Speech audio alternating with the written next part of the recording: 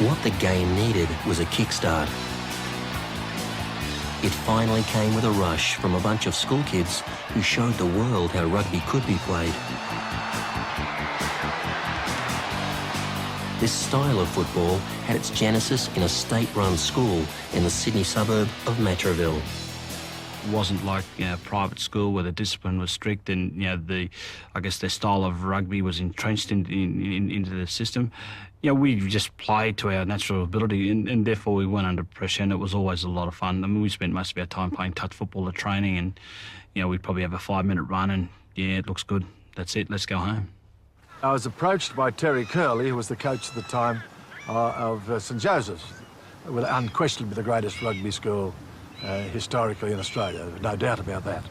We were actually on the oval at Matraville training, and Jeff Mould, the coach, walked over to us and said, well, I've done it. We've got a trial against St Joseph's College in a week and a half's time. And all of us said, well, that's great. Who was St Joseph's?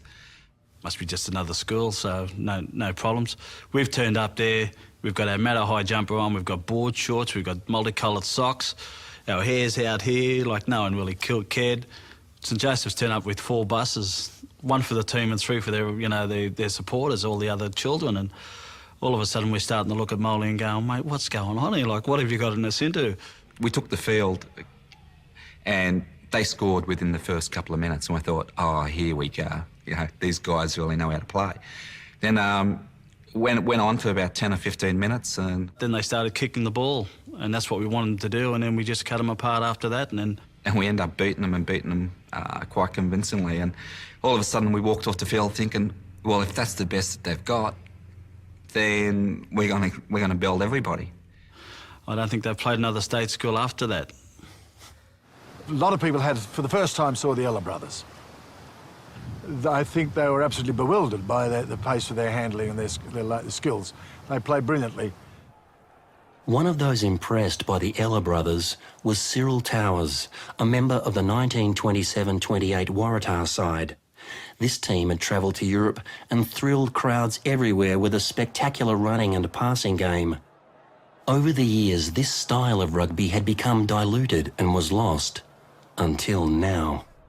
I remember him coming home and saying, we're celebrating.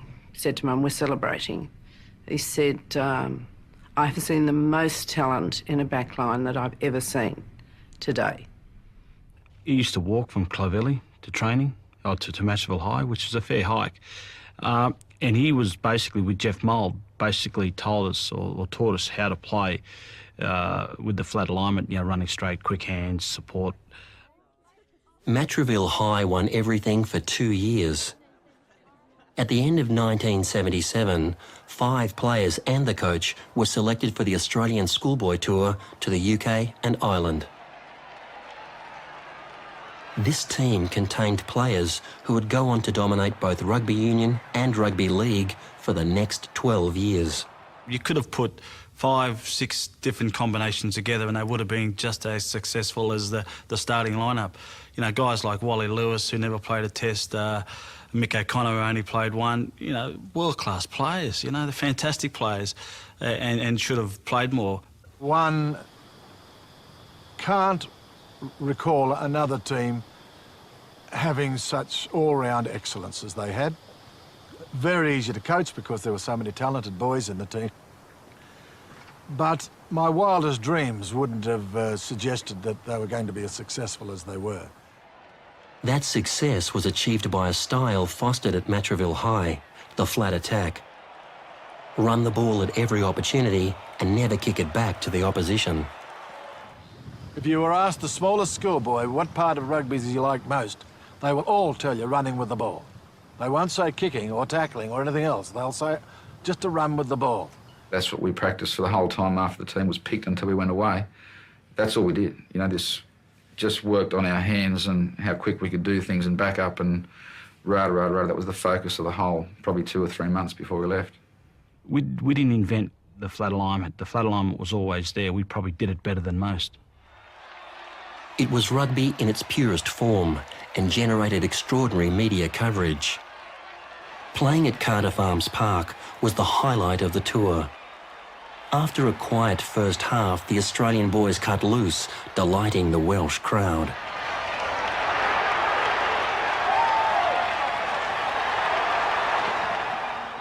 I think there was 20,000 people there, which was a big crowd for a schoolboy match in those days, and it was perfect conditions. And you know, we were just delighted. The tour was going very well. We were very confident, and fortunate the three, myself, Mark and Gary, scored tries that day. And the pass to watch is the one that will be given at the end of this move by number 11. Watch him providing the ball for the support. Any way will do, and the try follows. I heard someone say, "How are you enjoying the game?" And he said, I know what the score will be. I've seen this team play before. And they said, "Where? How possibly? Did you go out to see them play in England?" "No," he said, "I saw them play in 1927. Australian boys on the attack, and look again for this flowing passing and see how it all ends. Any one of 4 Australians could have scored this try. The people were stunned. And then the whole crowd rose, and in their Welsh voices started to sing Waltzing Matilda. There was a huge crowd at Twickenham for the final match in Britain. Unfortunately for them, they saw very little action. Rarely has an Australian rugby union team had to play an international in worse conditions than these. The fog was so dense that you couldn't see more than about 5 or 6 metres in from the sidelines. And what was the funny part about it was, of course, the crowd couldn't see anything. And from the spectators' point of view, when they threw the ball into the line out, it would disappear over the top of these heads because, of course, you couldn't see the rest of the line out. And balls would go up through the soup as we kicked them. And they'd have to stand there and run to where you thought it was going to come down and basically look up at the sky and, oh, here it comes, and oh, no, it's over there. So it was a really, really strange game of football. Were you able to see the scoreboard? Do you know what the score was when you came off? I didn't even know what it was half time. Well, I scored 3 tries at Twickenham in the fog, and no one saw it, which was very disappointing. It was a favourite memory for me because I never scored more than 1 try in any game of my life. Having to score 3 on Twickenham against England and the schoolboys, then have no one to be able to see that was somewhat different. The UK had played host to a remarkable side, the like of which they would never see again. On its return, the team achieved something almost unheard of for rugby union: the front page. The publicity, the television, the newspapers were all there to meet us at the airport. The fact that we had press conferences from a schoolboy to arriving home from Australia was quite mind-blowing. As I mentioned earlier, it just caught us completely by surprise, and it was slightly embarrassing. Not only did it give a great deal of fine players to our game, but showed that Australian rugby had the potential to be played at a higher level than perhaps we were playing at that time. Here they're coming out with the Bledisloe Cup. That's going to be a lap of honour. A lap of honour by the Australian team. Well, I've never seen this before by the Australian Rugby Union team. They have the Bledisloe Cup. We didn't swap our jerseys. We'd beaten the All Blacks, and we weren't proud of that jersey, so we kept our jerseys. One of their great wins, and that means 2 in a row against the All Blacks. I think from 79 onwards, in that period of time, we knew that we would always be competitive with New Zealand, and we wouldn't be a second-rate rugby nation ever again. Led by their captain, Dr. Mark Lane. World Cups are important, but I think that playing New Zealand is by far and away the most important thing of all. Ella, Hawker, back to Ella. They did it all again the next year, this time over 3 tests. In the corner. Ella, Hawker. The infusion of talent from that remarkable schoolboy side, combined with the more experienced players, proved to be too much for the All Blacks. New Zealand seem to be controlling this ball, but Australia have it. Ella, Hawker, Hawker straight through. They were swamped by the Australians in the final game of the series, in front of 50,000 cheering spectators. That crowd were probably the most appreciative and the loudest barracking support crowd that we'd probably ever had. They were singing Waltzing Matilda, which was unheard of in any sport or any Australian to be actually singing. Duncan Hall. Ella, Hawker, long, no, he throws the dummy. It was just remarkable and fantastic. That day they felt very, very, very close to us, and you know they really willed us on to that win. Ella, nowhere to go, got the pass outside, here's an overlap. This should be an Australian try to O'Connor. And the young Australian backs are running riot. I certainly think that from that moment on, for that series on, that then Australian rugby changed forever, because it was a continuation of the schoolboy rugby that we did in 77, 78 that actually carried through in 1980 and then onwards.